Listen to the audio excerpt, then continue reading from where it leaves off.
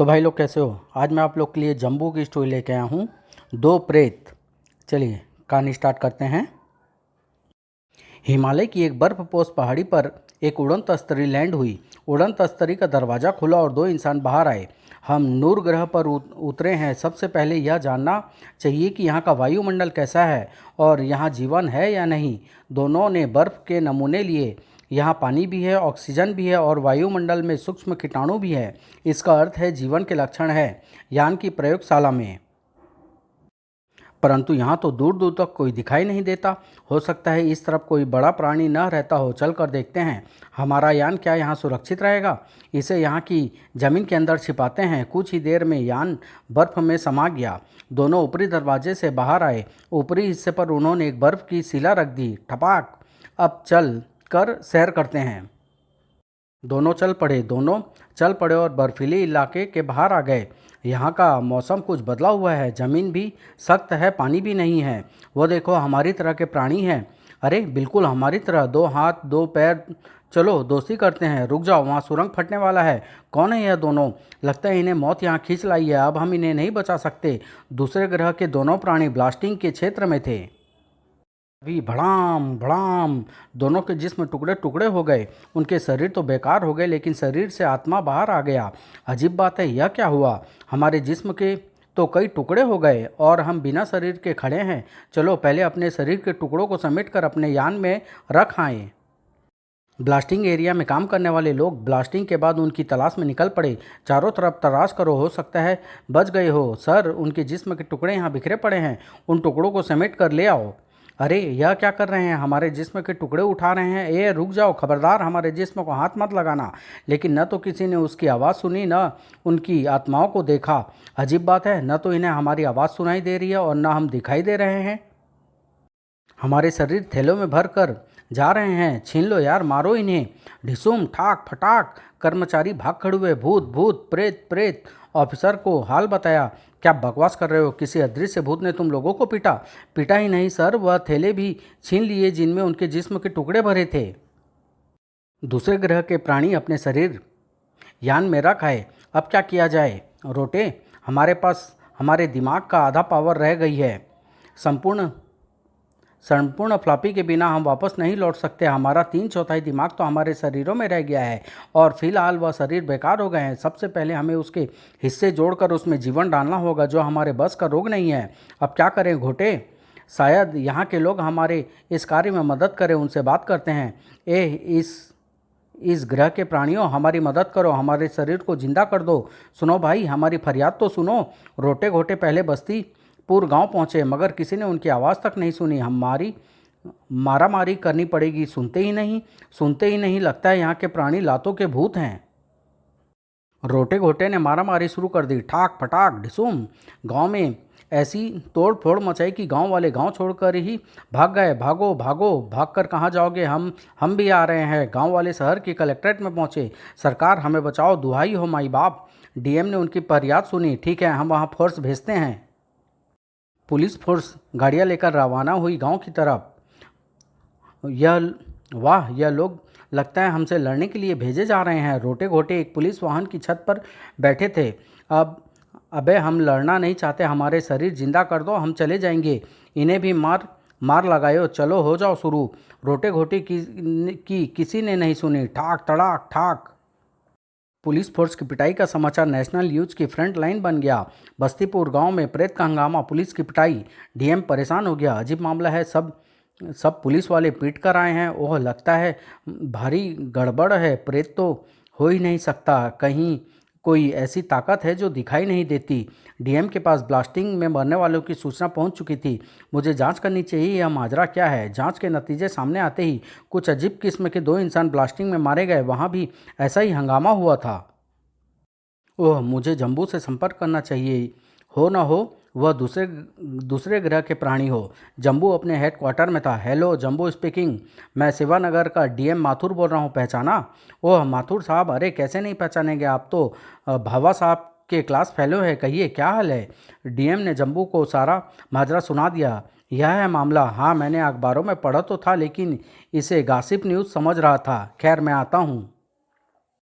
Captain बकरा, चलो कुछ तफरीह कर रहे हैं। सर, भूत प्रेत होता है? मेरा मेरा डैडी कई दिनों तक भूत बनकर फायरिंग करता था। सेकेंड वर्ल्ड वार में तो जर्मन नाजियों का एक पूरा शिप प्रेतों का था। All vampire. सर, मुझे लगता है मरने के बाद तुम भूत जरूर बनोगे। एब्सोल्युटली राइट सर, क्योंकि मरने के बाद भी आपका साथ नहीं छोड़ेगा। जम्बू का हेलीकॉप्टर सेवानगर जा पहुंचा। हेलीपैड पर डीएम ने जम्बू का स्वागत किया। Welcome mister Jambu.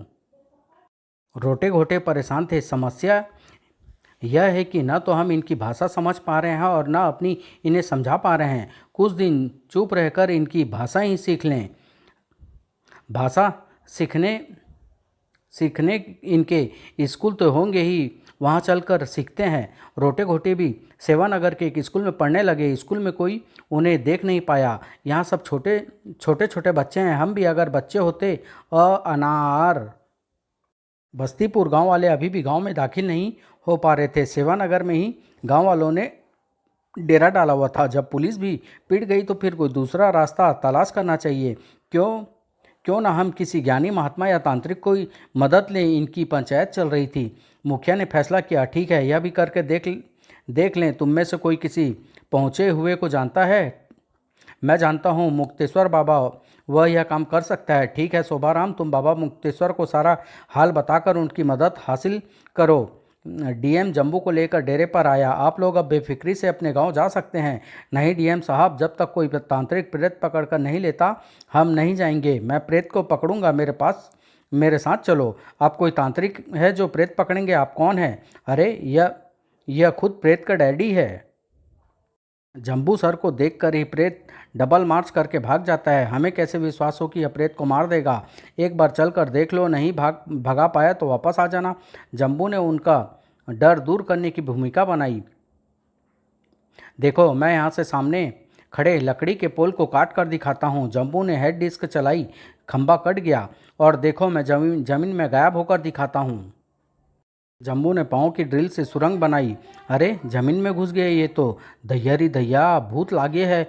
जम्बू दूसरी जगह बाहर निकला। अब देखो, मैं शरीर के टुकड़े करके भी काम करूँगा। जम्बू ने अपने अंग अलग अलग कर डाले। जम्बू के हाथों ने पत्थर फेंक कर दिखाए।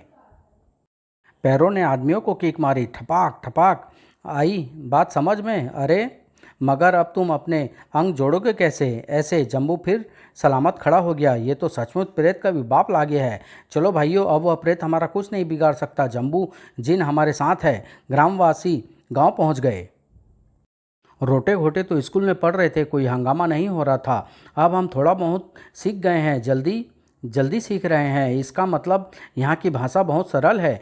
स्कूल में एक दिन बिल्लू, यस सर, तुम होमवर्क करके क्यों नहीं आए? यह होमवर्क क्या करेगा सर, यह तो सारा दिन जम्बू के कॉमिक्स पढ़ता रहता है। इधर आओ। टीचर ने बिल्लू को बैंड मारने शुरू कर दिए। बचाओ, तड़ाक तड़ाक। अब बुला अपने सुपरमैन जम्बू को। बच्चे बिल्लू की पिटाई देखकर हंस रहे थे। ही ही हा हा हा। अब इसे पिटने से जम्बू ही बचाएगा। कहता है जम्बू संसार का सबसे ताकतवर आदमी है। यह जम्बू कौन है घोटे, जिसकी वजह से यह पीट रहा है? कोई भी हो रोटे, लेकिन बच्चे को पीटना अच्छी बात नहीं है। हमारे यहाँ अगर कोई बच्चे को पीटे तो उसे सज़ा मिलती है। तो दें इस टीचर को सज़ा। अब टीचर की बारी थी। हैं टीचर आपको क्या हो रहा है? बचाओ, मार रही हो रे। ठड़ाक ढिसुम। क्लास में भगदड़ मच गई। मगर आपको मार कौन रहा है सर? भूत प्रेत। लगता है बस्तीपुर वाला प्रेत यहाँ आ गया है। रोटे घोटे टीचर को पीट कर एक मैदान में पहुँचे जहाँ बच्चे खड़े थे। मुझे तो लगता है जम्बू प्रेत बनकर आ गया होगा। रोटे, ये बच्चे हमें भूत बता रहे हैं, मगर यह जम्बू कौन है घोटे? अगले दिन क्लास में ब्लैक बोर्ड पर लिखा था, हमारा नाम भूत प्रेत नहीं, रोटे घोटे है। हम दो हैं। रोटे घोटे। सेवानगर में चर्चा फैल गई। मतलब एक का नाम रोटे और दूसरा का नाम घोटे। अरे, मगर इन्होंने हमें क्यों रुला रखा है? बस्तीपुर में शांति थी। ओम जय जम्बू हरे। रोटे घोटे अखबार भी पढ़ने लगे। अरे रोटे, देख तो क्या छपा है दिखा। लिखा है, बस्तीपुर गांव में जम्बू के आगमन से बस्ती का प्रेत भागा। अब वहाँ शांति है, उसके कारनामे छपे हैं। इसका मतलब जम्बू बस्तीपुर गांव में है। चलो उससे दो हाथ कर लेते हैं। जम्बू हेलीकॉप्टर से वापस रवाना हो गया। अच्छा ग्रामवासियों, लगता है प्रेत अब यहाँ कभी नहीं आएगा। मैं चलता हूँ। Good bye. रोटे घोटे वहाँ पहुँच गए। अरे बातों से पता चल रहा है कि जम्बू उस विमान से वापस जा रहा है। हमें देर से पहुँचे रोटे, इसकी ऐसी की तैसी अभी वापस आएगा।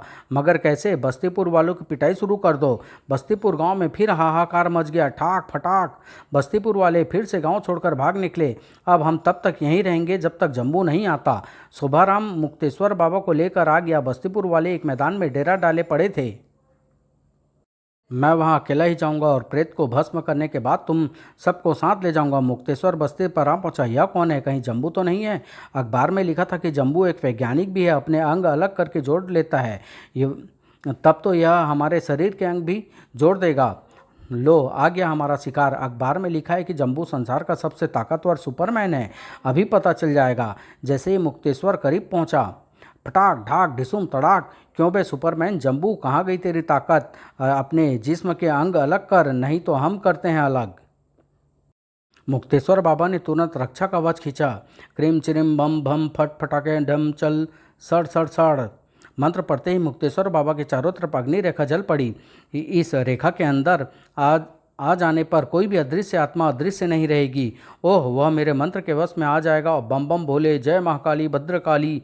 इसने अपने तरफ चारों तरफ आग लगा ली है। चलो इसकी आग भी देख लेते हैं। रोटे घोटे अग्नि रेखा पार करके अंदर आ गए और मुक्तेश्वर ने उन्हें देख लिया।